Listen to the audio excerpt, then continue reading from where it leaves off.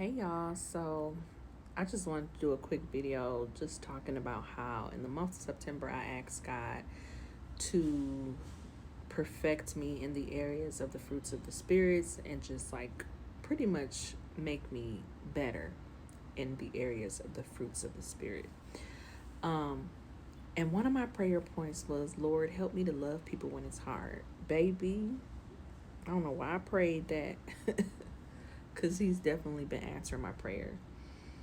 Um, but I was thinking about how, we love people when it's hard, and we have to just really just be mindful of loving when it's hard. Like I can honestly say that that's one of my struggles is loving when it's hard, right? When it's hard. I can love you when it's easy, but when it gets hard for me, right? So God is growing me up in that area. But there's also a flip side to it. And I was reading the book of Ephesians this morning, and I was thinking about how God tells us to separate ourselves from those who do not display the fruits of the Spirit. Any unfruitfulness, we're to separate ourselves. So I'm going to read to you guys Ephesians 5 6 through 11. Let no man deceive you with vain words, for because of these things cometh the wrath of God upon the children of disobedience. Be not ye therefore partakers with them. For ye were sometimes darkness, but now are ye light in the Lord. Let's say that again. This is Ephesians 5 and 8. For ye were sometimes darkness, but now are ye light in the Lord.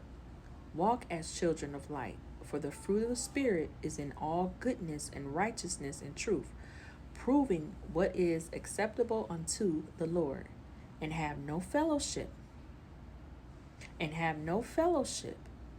with the unfruitful works of darkness, but rather reprove them.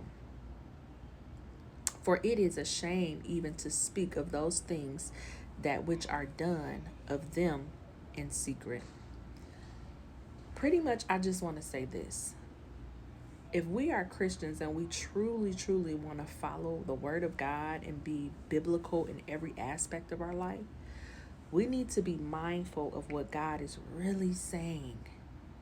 When we are Christians, we are supposed to have the fruit of the Spirit.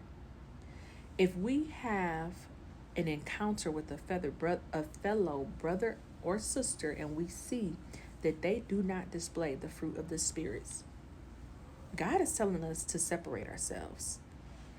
He does not want us in community, in fellowship with people who have unfruitful works of darkness.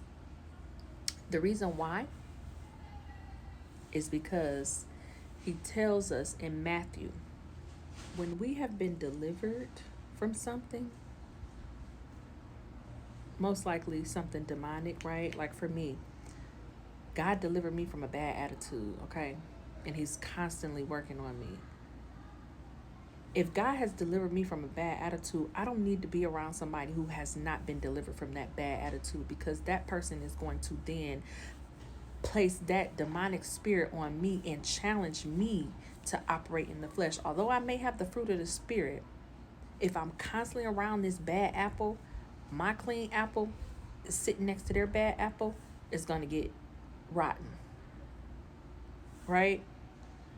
And what's going to happen is, as Matthew tells us, when the unclean spirit goes out, it's roaming, looking for a clean body to go into and come back worse than what it was before. So in Matthew 12 and 43, it says, now when the unclean spirit has gone out of a man, it roams through the waterless, dry, arid places in search of rest, but it does not find it.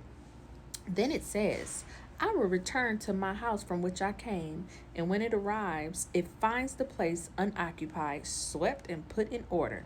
Then it goes and brings with it 7 other spirits more wicked than itself, And then they go in and make their home there. And the last condition of that man becomes worse than the first. So will it also be with this wicked generation? And the last condition of that man goes out worse than the first. We got to be mindful of who we keep in close proximity of us. Everybody does not deserve to have access to you because they're carrying something that can make you far worse than what you were before you were delivered, sanctified, cleansed, and washed. You're set apart. God is telling us to separate ourselves from those who do not display the fruit of the Spirit.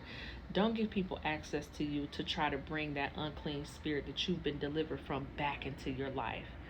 Arms lift space. They don't need let people have space so that they can change. The Bible tells us that too in 2 Peter, that God gives everybody space and time to change. Give people space. Give me my space, I give you your space. We don't need to be in community. We don't need to be in fellowship. You don't have the fruit of the spirits, and you're not going to bring that into my life. And that's just that.